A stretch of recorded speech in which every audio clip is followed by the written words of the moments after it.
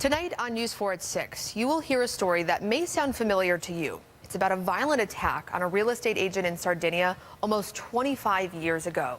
And News 4's Jackie Walker joins me now with a look at what you can expect to see. Jackie. Yeah, I want to let folks know this is not a story for children, but I think a lot of adults will remember what happened to this real estate agent back in 1992.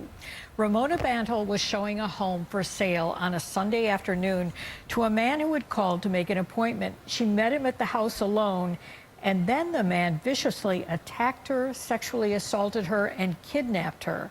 Tonight at 6, you'll hear about her tremendous courage during and after that attack. It's the first time she has told her story publicly. And Jackie, why is she telling her story now? It's been 25 years. It is very simple that her attacker is coming up for parole. She's trying to do what she can to keep him in prison. There were many other women, real estate agents in particular, who were affected by this crime back then, and she's hoping they will join her in writing to the parole board. And this has certainly affected her life.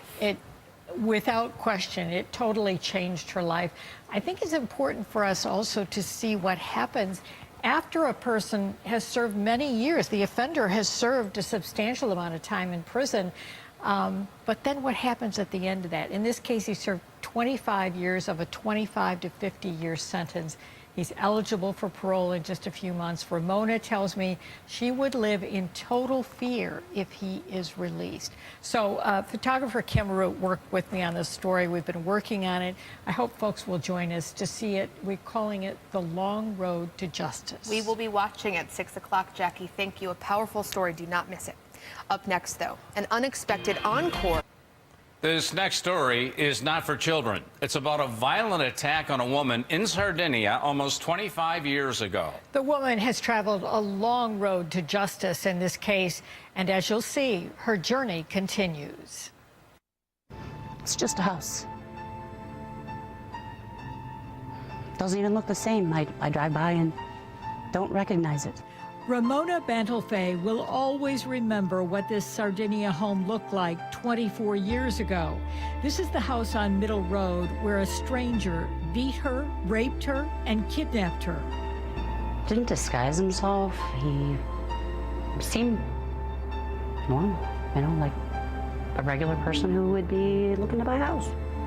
Ramona was a 33-year-old real estate agent in 1992. The house was for sale, and she took a call from a man who wanted to see the house on a Sunday afternoon.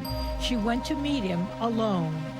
Punched me, jumped on me, pulled my hands behind my back, said, "Don't scream, I have a knife," and tied me. Hands. The man whom Ramona described to police for this composite sketch raped her and then pushed her down the stairs and shoved her into the trunk of his car. Inside that dark trunk, with the car moving, Ramona worked feverishly to get her hands free.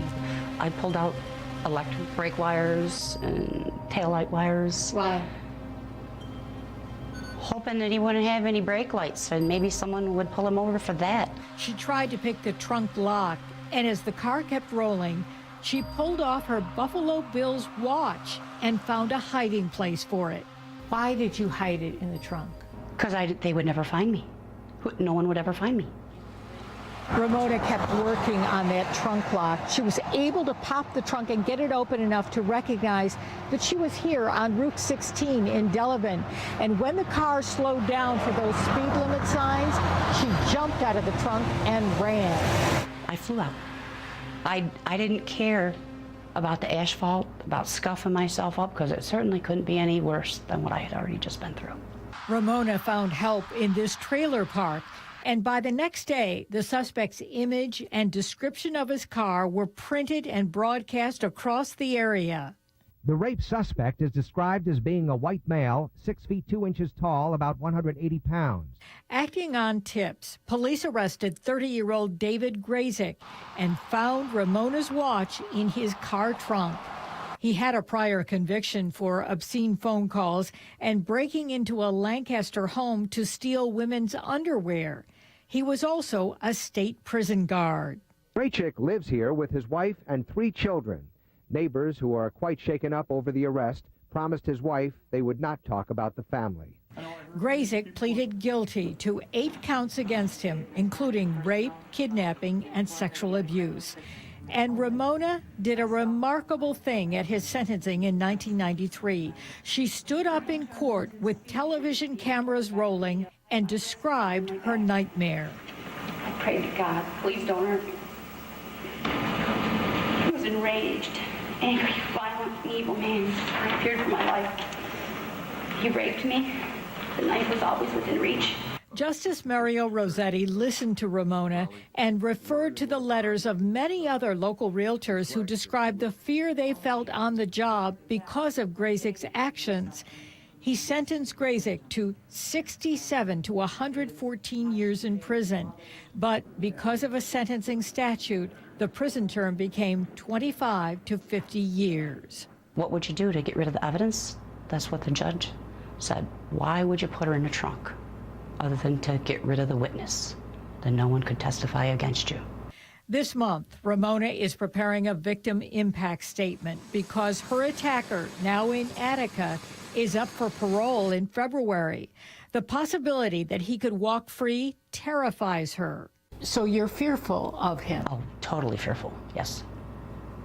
Ramona is now asking other women who wrote and expressed fear to the judge back in 1993 to write about those fears today to the parole board deciding his fate. To write letters to the parole board of how he affected their lives.